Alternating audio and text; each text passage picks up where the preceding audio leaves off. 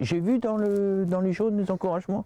À un moment donné, quand il y a but là-bas, ici, il y en a 3, 4, 5 jaunes pas revenus et qui lèvent les bras au ciel. Oh, on a pris le but!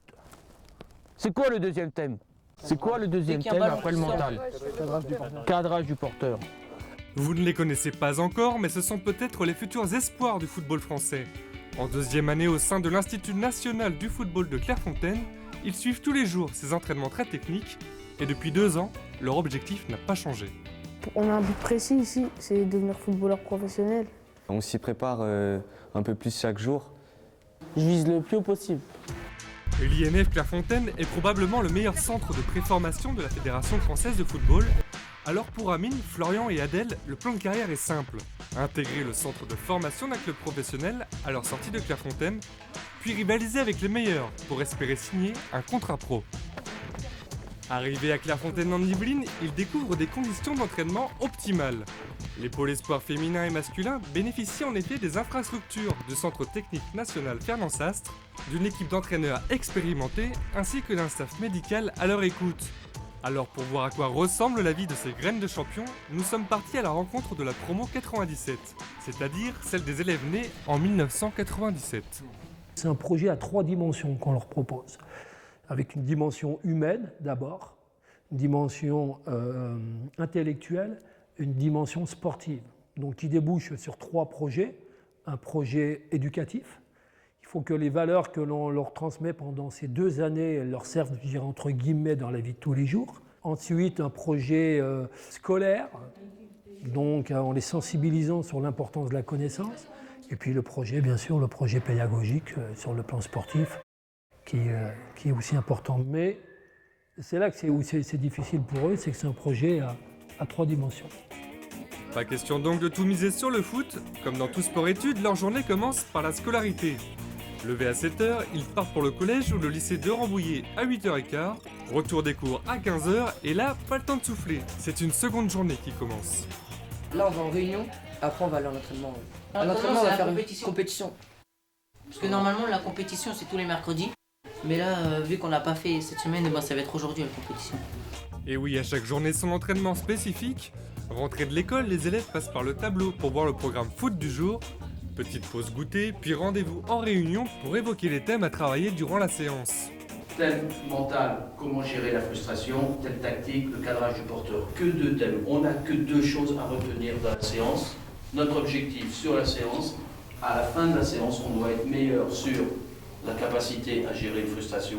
On doit être meilleur sur le cadrage du porteur. Le but de Philippe Breteau, leur entraîneur, donner un sens à chacun des entraînements. Les joueurs doivent en effet chercher des solutions ou adapter leur jeu en fonction des différentes contraintes qui leur sont imposées. Aujourd'hui, à chaque confrontation, une équipe seulement sera handicapée par nombre de touches de balle limitées. Elle devra également rendre tous les ballons sortis du terrain à l'adversaire, mais ce n'est pas tout. Une victoire, 4 points, un nul, 0 points, une défaite, 0 points. Par contre, j'ai 2 points supplémentaires s'il y a 0 but encaissé. Ça veut dire quoi, Mathieu? Ça veut dire que si on gagne une victoire 3-0 par exemple ou 1-0, on prend 6 points parce qu'on a pris 0 but. Et s'il y a match nul, 0-0, les 2 équipes elles prennent 2 points. Voilà. Donc quel est le paradoxe sur le coup? Vous nous incitez à défendre. Ouais. Qu'à défendre. Marcus? En fait, c'est tout ou rien. Ah, c'est tout ou rien? On y vient. Ou on gagne, on prend les 4 points. Ouais. Ou et pour gagner, c'est sûr qu'il faut défendre et presser et faire le boulot. Ouais. Et le nul, il faut quand même, même si on n'arriverait pas à attaquer, il faut quand même faire le travail défensif pour pas avoir de regrets. Avec ce système particulier d'attribution de points, l'objectif pour chaque équipe est de gagner sans encaisser de but. Cette contrainte doit les inciter à travailler le cadrage du porteur, une tâche défensive qui nécessite une véritable organisation collective, puisqu'elle consiste à empêcher le joueur de l'équipe adverse de progresser avec le ballon ou de le transmettre.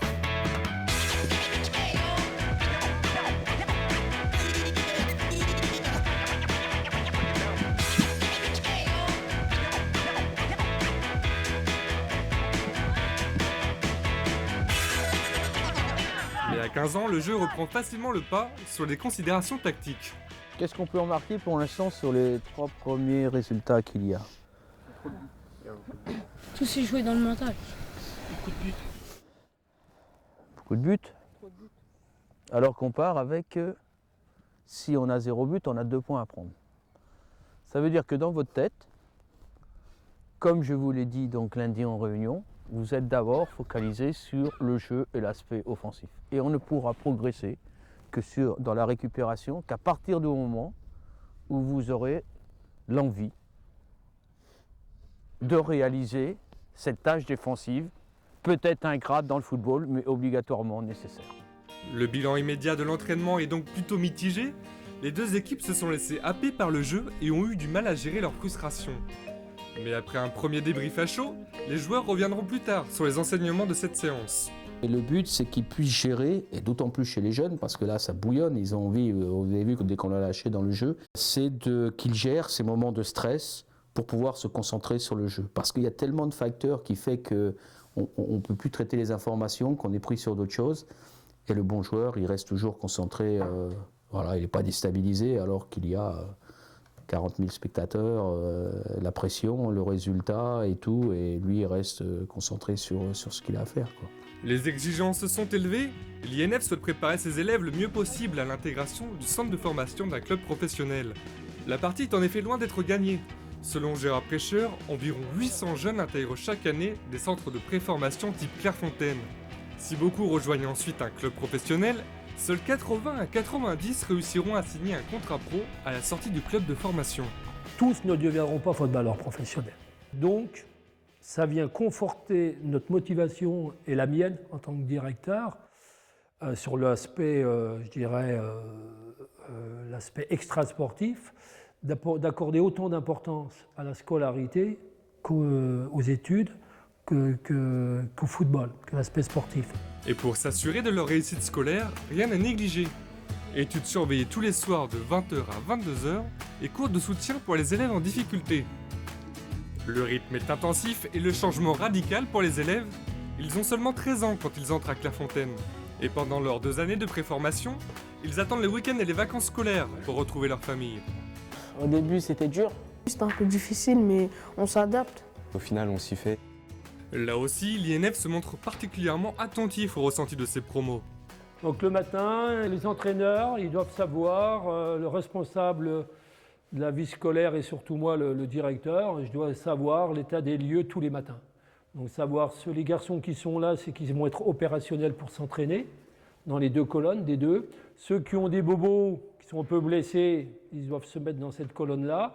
Si un garçon est n'est pas un petit peu fébrile et qui doit passer au médical pour avoir le feu vert, eh bien, il doit se mettre ici. S'il a rendez-vous avec ou la psychologue le lundi ou podologue le mercredi, voilà, il doit se mettre là.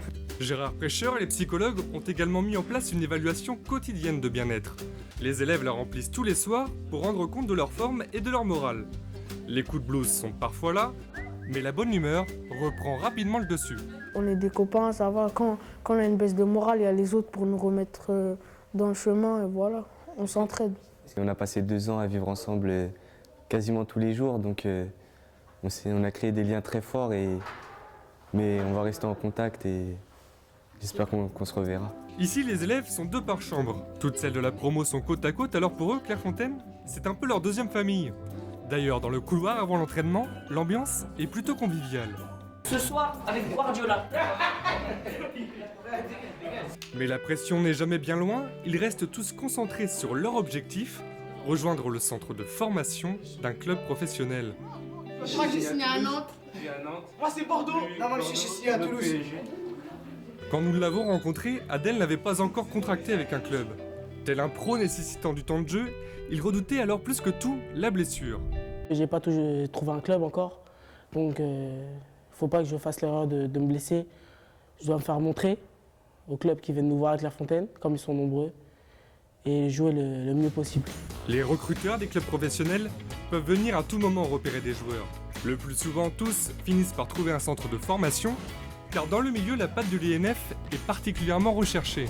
Une des bases chez nous et qui est une marque de fabrique quand même de l'INF depuis longtemps, c'est la technique. L'INF a toujours été reconnu avec des joueurs techniques, des bons techniciens, donc on essaye déjà de leur donner un bagage technique qui leur permettent après, quand on n'est plus embêté, comme on dit, avec les pieds, de pouvoir voir du jeu et d'être un joueur qui puisse jouer en prenant et en traitant énormément d'informations. Une philosophie qui a fait ses preuves, puisque parmi les anciens de l'INF figurent quelques stars du ballon rond, comme Thierry Henry, Nicolas Anelka, Hatem Ben Arfa, ou encore des modèles plus récents, comme Geoffrey Jourdain, gardien de but de Montpellier, ou Blaise Matuidi, milieu défensif du PSG. Des carrières rêvées pour la promo 97, qui compte bien profiter à fond de l'opportunité offerte par Clairefontaine. En sortant d'ici, je ne veux pas avoir de regrets.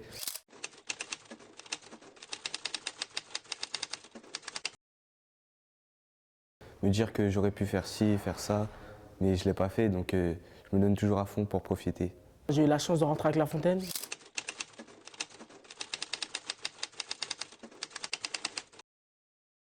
Il n'y a pas tout le monde qui a eu cette chance.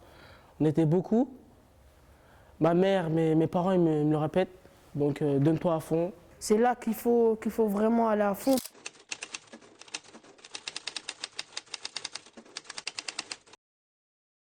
Parce que là, j'ai même pas encore fait la moitié de ce qu'il me reste à faire. J'ai seulement fait un palier.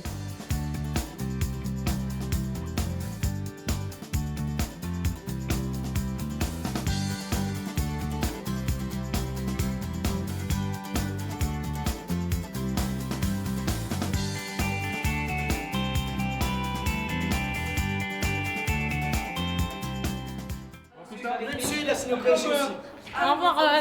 Comme vous le remarquez, là c'est bien l'ambiance ici, on rigole ensemble. Ici c'est le boss. C'est le boss. Oui. C'est le boss. Ok. Cristiano Ronaldo.